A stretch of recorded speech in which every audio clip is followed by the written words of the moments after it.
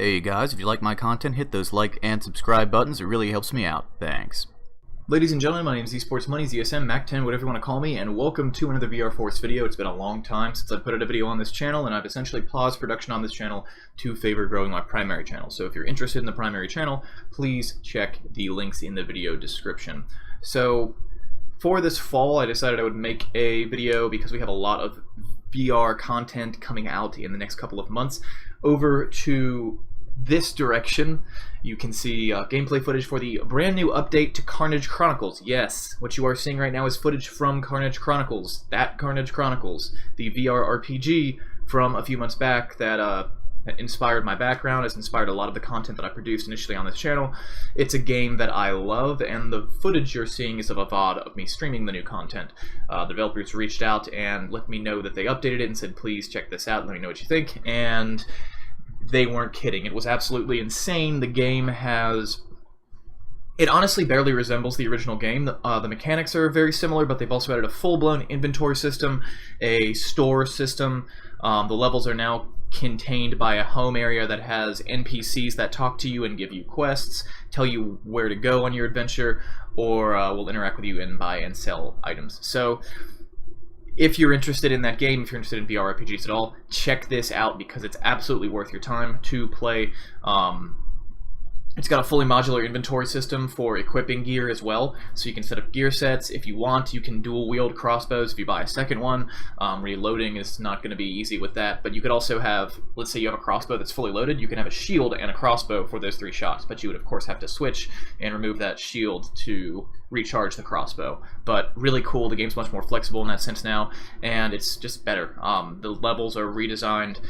It's interesting to see pieces of old levels in the new levels because they have kept some of the better aspects of it, and you'll recognize it at the start, and then you'll go a little bit deeper into the level and then you'll realize, where am I? This is not the same game that I played before. So go check that out if you already own that game. So next on our list for big VR content coming out this fall, From Other Suns. If you don't know what this game is and you own an Oculus Rift, you need to look into it. They had an open beta the first weekend of September, I want to say, or first weekend of October, and it was perhaps the most fun I've ever had in VR.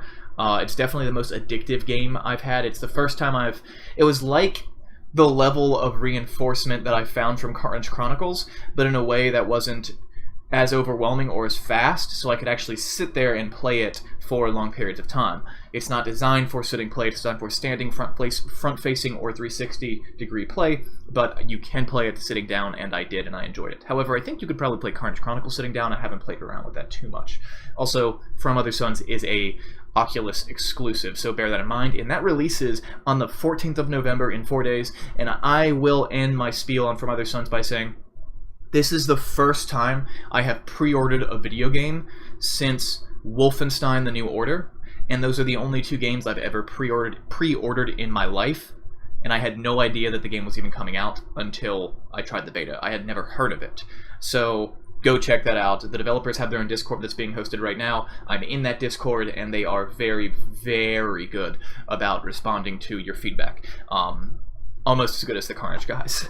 So next on the list is, of course, the Bethesda Games. So if you own an Oculus or a Vive, the games are being specifically marketed for the Vive, but Fallout 4 and Doom VFR, a full port of Fallout 4 and then a rework of Doom, both of which are coming to VR this fall. So Doom is going to be slightly reworked from the original title. It actually has new content in addition to old content. The order in which you experience levels is different, the story is different.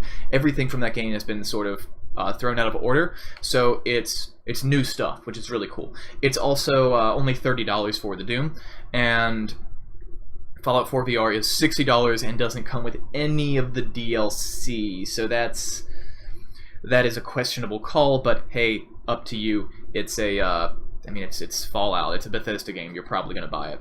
So next on the list is probably the most anticipated VR title to ever be released, and that is Skyrim VR, and that's coming out as a PlayStation VR exclusive this fall. It is a timed exclusive. The developers have stated formally it is a timed exclusive, and a lot of people are speculating that it will be available in the first or second quarter of next year, but that's not how Bethesda works. Bethesda always announces things at around E3, and then they are released towards the fall. So I would expect if we get a Skyrim VR in 2018, it will be about a year from now. So take that into consideration.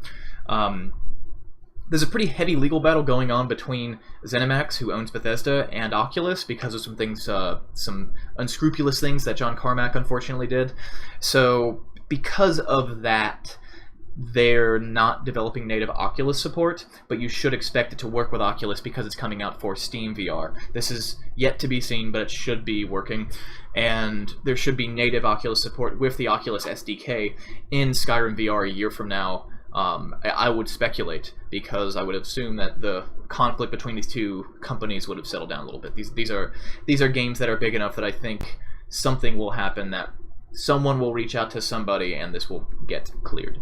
So those are the biggest VR titles for this fall. If you are a PC VR user, I am considering actually acquiring a PlayStation 4 Pro and a PlayStation VR headset to give Skyrim VR a test run.